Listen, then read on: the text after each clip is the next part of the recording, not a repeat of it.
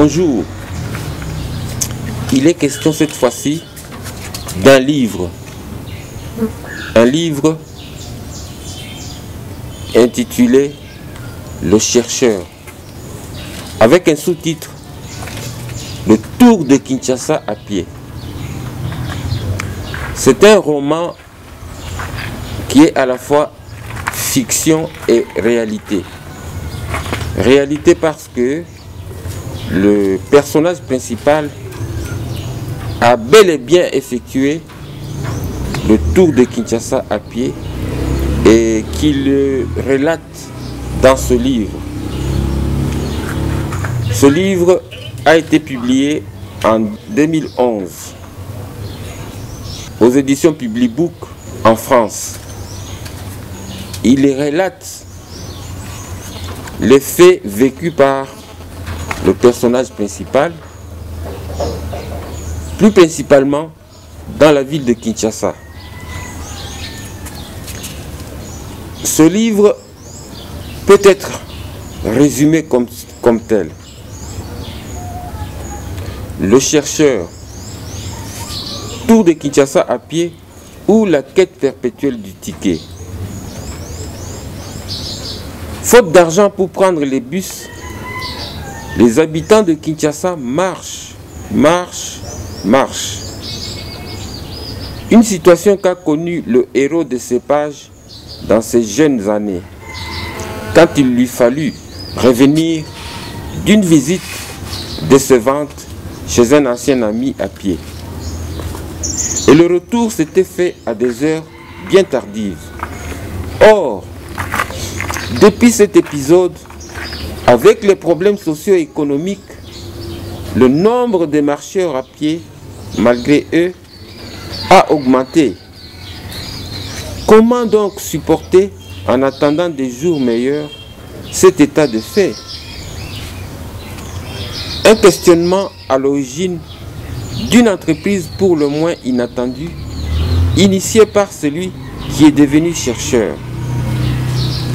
Faire le tour de Kinshasa à pied pour saisir ce qu'implique ce mode de déplacement. Au fil du temps et au fil de son récit et des pérégrinations de son personnage, K.I. Mukendi livre un portrait sur le vif du quotidien des Kinois et des différents quartiers de la capitale. Au cours de ce périple harassant, se révèle ainsi à nous la réalité parfois dure, parfois dérangeante, tantôt brute, tantôt triste, de l'existence à Kinshasa. Une immersion dans les rues de la cité qui n'a absolument rien de touristique, mais qui a le goût de l'authentique. Voilà, c'était là le résumé de ce livre. Au juste, qu'est-ce qui se passe? C'est l'histoire d'un jeune homme âgé de 20 ans qui quitte son Kasaï natal après ses études humanitaires pour venir tenter sa chance à la faculté de médecine. Mais hélas, il vient se retrouver dans une situation totalement imprévue et imprévisible. Ça rappelle un peu une chanson du musicien Jibin Piana qui parle de l'image que les gens se font à l'intérieur du pays de Kinshasa. Donc, quand vous venez à Kinshasa, venant de l'intérieur, vous pensez que vous allez au paradis, mais ce que vous venez trouver ici à Kinshasa est horrible. Ça peut se résumer par ceci. Hier, il avait fallu aller plus vite qu'avant-hier. Aujourd'hui, Il faut coûte que coûte aller plus vite qu'hier. Et demain, viser inéluctablement à aller encore plus vite qu'aujourd'hui. Certainement davantage le surlendemain. Plus vite et encore plus vite, sans cesse plus vite qu'il y a peu. Toujours et toujours plus vite. C'est cela la dure réalité de la vie à ce jour. Donc vivre à Kinshasa, c'est pratiquement être à tout instant en pleine vitesse. Et ce livre est dédié à tous ceux qui pensent être les seuls à souffrir au monde. En prélude, il est dit ceci: vivre à Kinshasa est un défi permanent. Les gens sont sans cesse sur le qui-vive et toutes les activités de la vie s'y déroulent sur le fil du rasoir, prêtes à se rompre à chaque seconde qui passe. Telle l'épée de Damoclès, l'incertitude du lendemain plane lourdement au-dessus de leur tête, prête à tomber en couperet sur leur destin et les anéantir. Ici, les êtres humains mangent, marchent, dansent et dorment debout sur leur système nerveux. Ils vivent les nerfs à nu.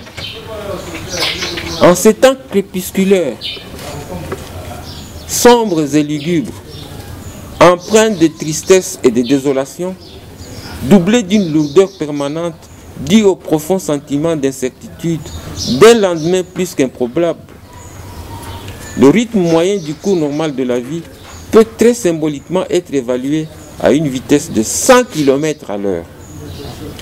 Pendant ce temps et au même moment, possibilités et moyens tant matériels que financiers mis à leur disposition dans la population, de la population pour accéder à cette vitesse en sont à chaque minute qui passe inversement proportionnels. D'autre part, les besoins sans cesse croissants de survie et la crise socio-économique qui sévissent dans le pays entraînent à leur remorque un cortège multiforme et multicolore de conséquences désastreuses dans tous les secteurs de la vie. La plus caractéristique d'entre elles étant celle communément dénommée la crise du ticket, qui à elle seule connote la démesure du dénuement dans lequel la population est malgré elle contrainte de vivre. Donc à Kinshasa, une expression qui est très populaire est celle dite de Kabelanga Ticket. Lorsqu'un Kinois vous dit Kabelanga Ticket, ce n'est pas qu'il vous demande de l'argent pour qu'il paye son transport. C'est une expression voilée qui veut tout simplement dire donne-moi des sous pour payer mon... qui ne veut pas dire cela, pour payer mon ticket. Ça veut dire donne-moi des sous pour que j'ai moyen d'acheter quelque chose à manger. Ou bien donne-moi des sous parce qu'à la maison, les enfants sont affamés. Alors, Kabelanga Ticket, c'est une expression que tous les Kinois connaissent, qui ne veut pas dire donne-moi de l'argent pour payer mon transport. C'est un peu le sens de la vie à Kinshasa. Alors, lorsque le personnage quitte le Kasaï et arrive à Kinshasa, la première chose qu'il croise, c'est cette difficulté. Les difficultés de transport. Alors, il va habiter chez sa tante dans la commune de Kasavubu. Et là, les difficultés commencent. Il cherche maintenant à s'inscrire à la faculté de médecine et il voit qu'il ne sait pas par où commencer. Et il se rappelle d'un de ses amis d'enfance qui lui était venu à Kinshasa, mais qui avait prospéré dans le trafic d'or et de diamants, et qui, d'après les nouvelles, était devenu un grand monsieur. Et le jour de la visite de son ami d'enfance, c'est là qu'il a compris que Kinshasa n'était pas l'intérieur du pays. Parce qu'il pensait qu'il trouverait son ami avec les réactions de leur enfance, avec des embrassades, telles qu'ils jouaient aux billes, au ballon de football à l'enfance. Mais par contre, lorsqu'il est arrivé chez son ami, il a été terriblement déçu. Parce que lorsque son ami est sorti de la maison, il lui a dit « Bonjour messieurs ». Alors pour lui, c'était une salutation étrange. Et dans le livre, on décrit ceci, sa rencontre avec son ami. Pas d'accolade d'antan. Un sourire visiblement gêné et forcé, suivi d'un « Comment allez-vous » sorti tout droit d'un réfrigérateur, finissent par confirmer le doute naissant du chercheur. Est-il vraiment en face du meilleur de tous ses amis d'enfance? Et la sortie de madame l'épouse de la maison, un joli bébé gesticulant bruyamment dans ses bras, vient asséner le coup de grâce aux vains espoirs de rêves dorés, de retrouvailles qui s'étaient faits. C'est qui ça? C'est une ancienne connaissance de l'époque.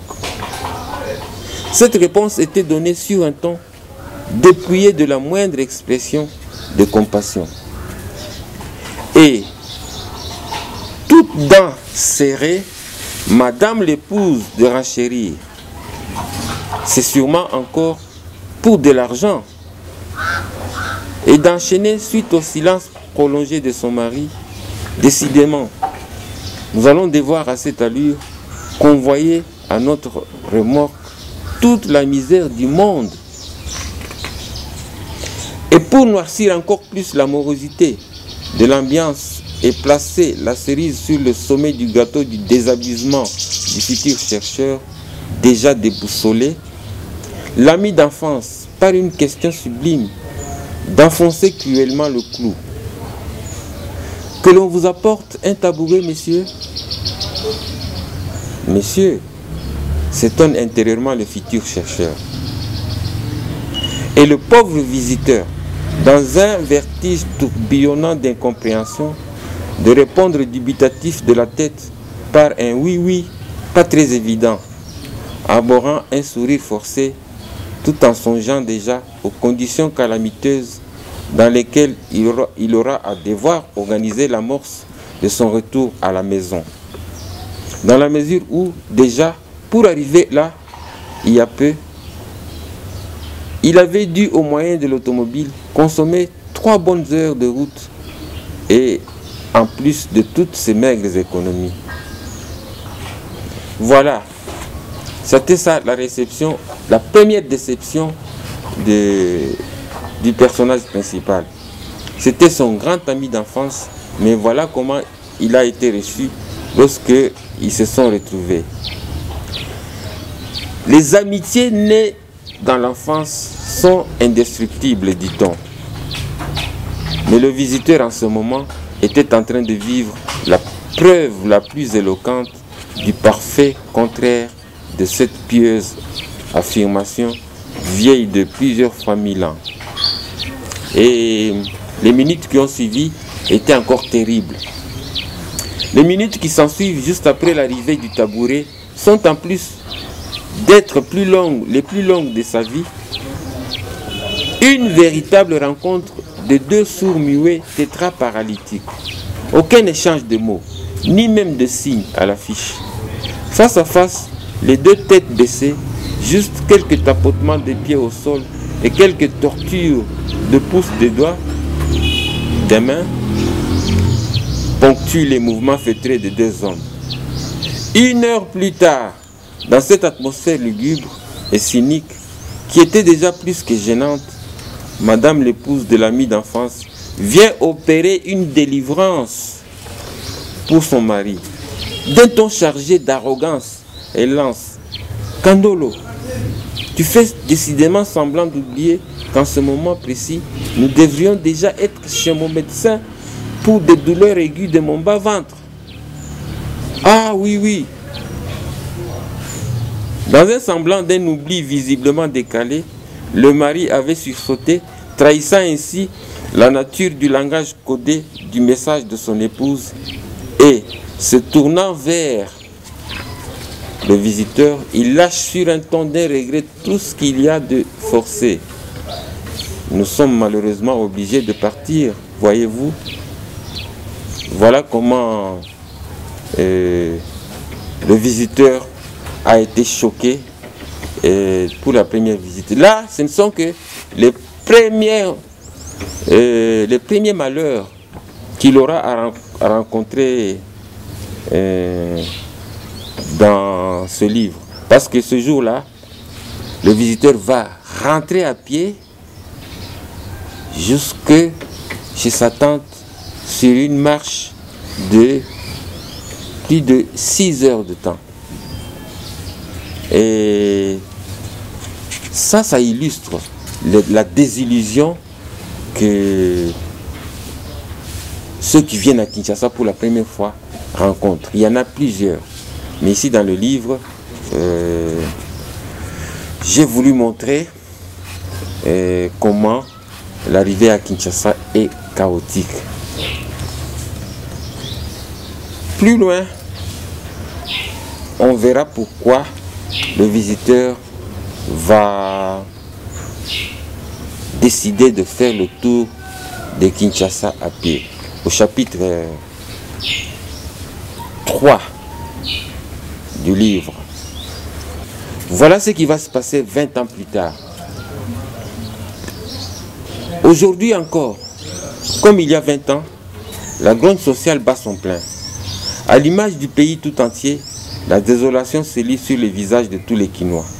Sur le plan national, tous les secteurs vitaux sont en deuil. L'industrie et la reconstruction sont à genoux, s'appuyant par moments sur les béquilles pour se tenir debout. La santé publique agonise et l'éducation nationale fait elle-même l'école buissonnière en laissant à la traîne son personnel enseignant avec des arriérés de 20 mois d'impayés d'un salaire déjà plus que minable.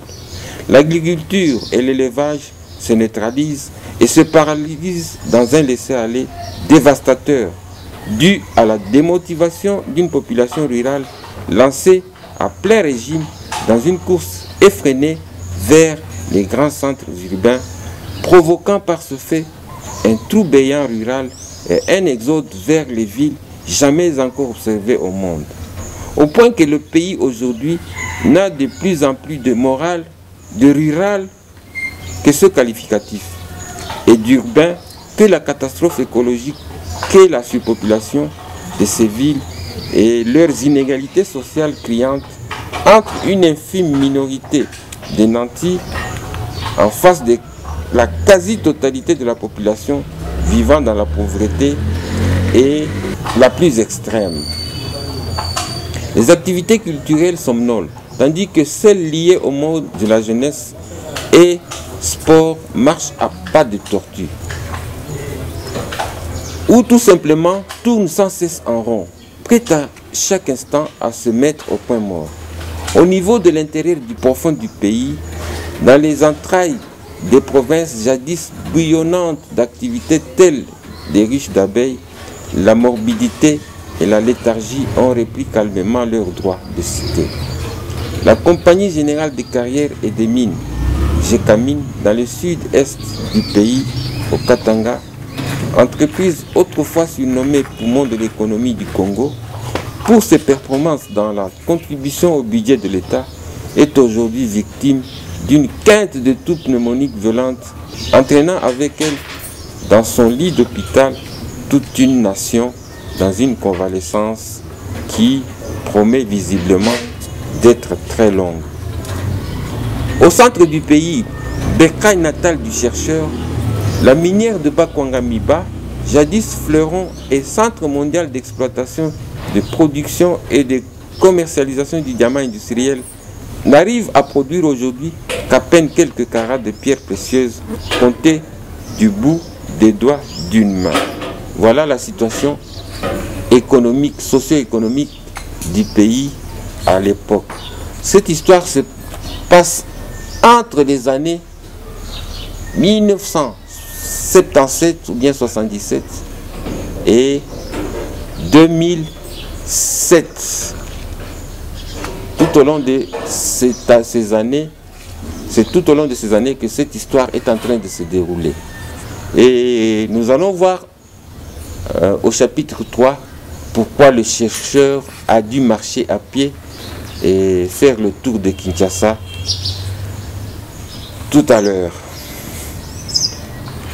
Le chapitre 3 sera consacré uniquement à la marche à pied à travers la ville de Kinshasa et tout ce que le chercheur, parce que le personnage principal deviendra plus tard le chercheur, et ce qu'il va voir à travers la ville de Kinshasa et comment le petit peuple se débat pour survivre. Voilà.